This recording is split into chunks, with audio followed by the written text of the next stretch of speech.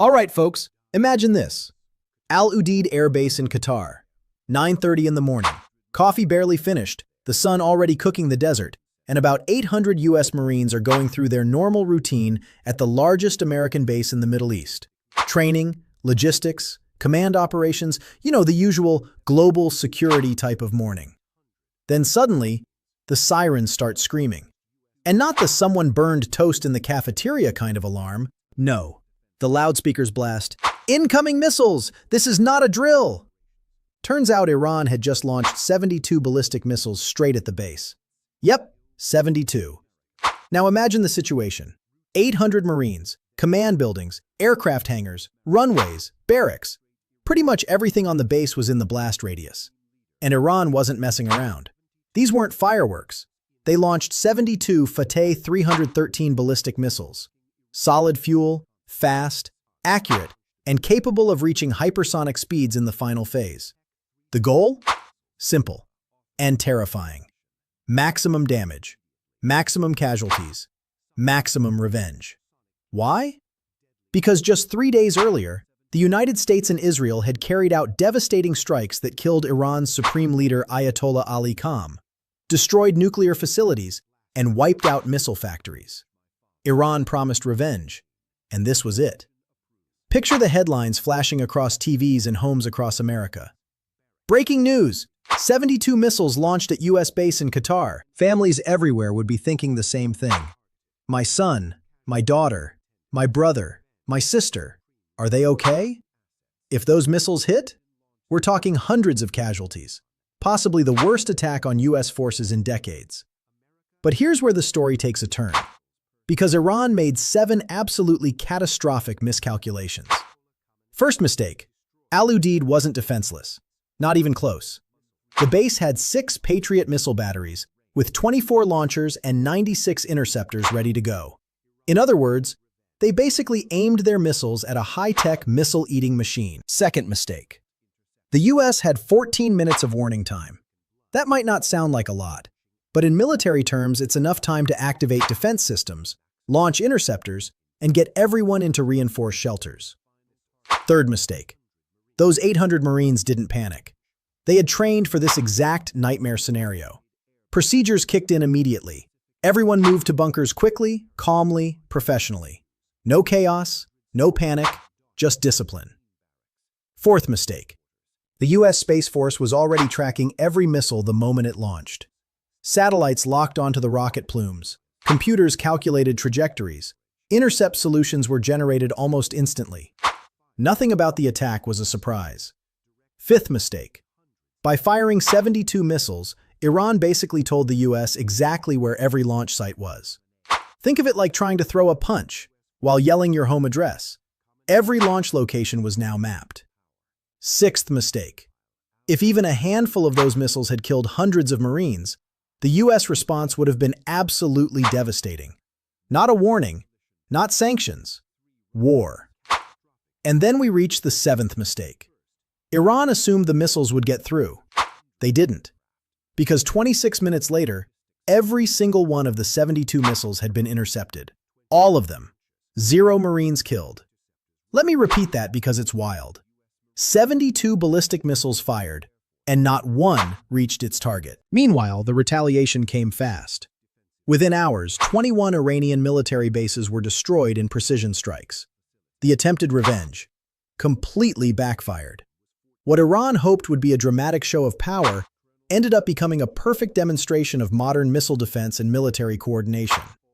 Now, if you're sitting there thinking, wait, did 72 missiles really just get swatted out of the sky like angry metal mosquitoes? Yeah.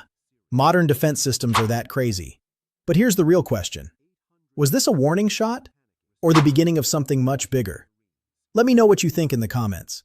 And if you enjoy breaking down intense geopolitical stories like this, with a little humor so we don't all panic, make sure to hit that like button, subscribe to the channel, and turn on notifications so you don't miss the next episode. Because trust me, in world politics, things get crazy fast. At 9:22 a.m., only minutes after the final intercept, retaliation began. Strike aircraft launched from across the region.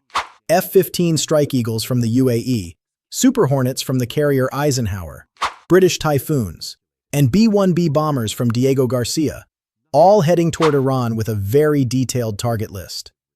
First were the 12 missile launch sites that fired the 72 missiles, each assigned 24 precision bombs, 288 bombs total.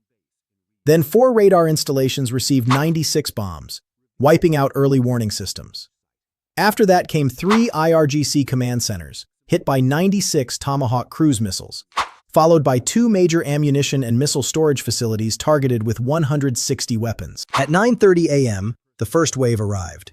Tomahawk cruise missiles slipped into Iranian airspace, flying low and fast. Iranian S-300 air defenses tried to intercept them, destroying 18, but 78 still got through, slamming into command centers and ammunition depots. Massive explosions followed, secondary blasts large enough to be seen from satellites. Then at 9:44 a.m., the second wave arrived. 106 fighter jets and 4 B-1B bombers releasing GPS-guided JDAM bombs. The 12 missile launch sites were hit with 2,000-pound bunker buster bombs that penetrated deep underground before exploding. Launchers were twisted into scrap, control bunkers collapsed, fuel depots erupted into massive fireballs, and the sites from Alpha through Lima were completely destroyed. By the end of the strikes, all 12 launch sites were gone, all launchers eliminated, and the facilities that launched those 72 missiles no longer existed. Now here's the real question. Did this stop a bigger war, or just start the next chapter? Drop your thoughts in the comments. And if you enjoy these breakdowns of intense world events, with a little humor to keep things sane, make sure you like the video, subscribe to the channel, and turn on notifications so you don't miss the next one. After the missile defense success, the retaliation phase escalated quickly. Strike aircraft continued hitting Iranian targets with overwhelming precision. The remaining radar installations were struck with multiple GBU-38 bombs, shattering radar dishes, collapsing control buildings, and destroying power infrastructure. With generators and communication lines wiped out, the systems that once detected aircraft were effectively blinded. Next came the command centers. Many had already been hit by cruise missiles, but additional precision strikes from B-1B bombers ensured nothing remained operational. Headquarters buildings collapsed, communication towers fell, and coordination systems were wiped out completely. Any remaining leadership structure behind the missile attack was effectively dismantled. The ammunition storage facilities faced an even more dramatic fate. After the initial cruise missile strikes, follow-up bombs triggered massive chain reactions. Stored missiles and warheads detonated inside their bunkers, creating secondary explosions that continued for minutes. When the smoke cleared, the facilities were reduced to little more than smoking craters. By 9:52 a.m., the strikes were complete. In total, hundreds of precision weapons had been delivered against 21 different military targets. Aircraft began returning safely to their bases with no losses and no damage, marking a perfectly coordinated operation. Damage assessments painted a clear picture. Missile launch sites destroyed, radar networks wiped out, command centers eliminated, and ammunition depots annihilated. The infrastructure that supported the missile attack had been dismantled in a matter of minutes. International reactions came quickly. Several regional allies, including Qatar, the UAE, Saudi Arabia, Bahrain, and Kuwait, voiced support for the defensive response, emphasizing the need for regional stability and the protection of allied forces. Western allies such as the United Kingdom, France, and NATO leadership also condemned the missile attack and backed the defensive measures taken. In the end, the sequence of events became a dramatic example of modern military technology and coordination. An attempted missile strike was completely intercepted, and the infrastructure responsible for launching it was rapidly neutralized. Now the big question remains, does a decisive response like this prevent future attacks, or risk escalating tensions even further? Let me know your thoughts in the comments. And if you enjoy these breakdowns of major geopolitical events with clear explanations and a bit of storytelling, make sure to like the video, subscribe to the channel, and turn on notifications so you don't miss the next one.